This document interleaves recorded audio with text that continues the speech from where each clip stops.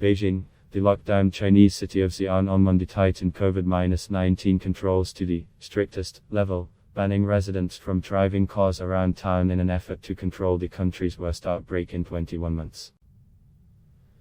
China has stuck to a zero-COVID strategy of tight border restrictions, lengthy quarantines and targeted lockdowns as Beijing prepares to welcome thousands of overseas visitors for February's Winter Olympics.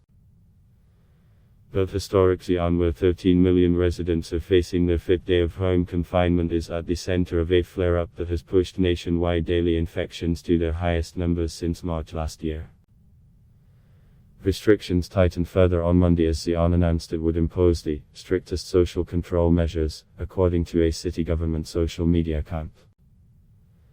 The northern city, home to the world-famous Terracotta Warriors, recorded 150 new cases on Monday, bringing the total to around 650 since December 9. No vehicles are allowed on the roads unless they are assisting with disease control work, the latest announcement said.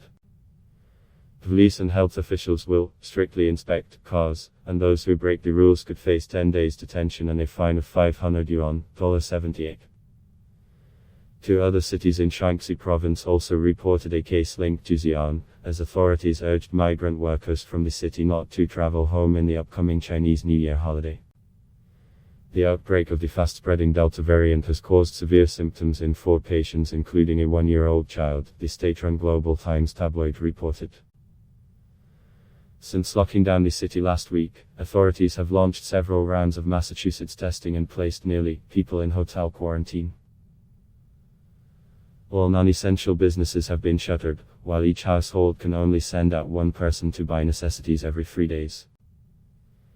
The Xi'an government has come under fire for its perceived poor handling of the outbreak, with China's disciplinary body saying last week that 26 local officials had been punished for lapses in virus prevention.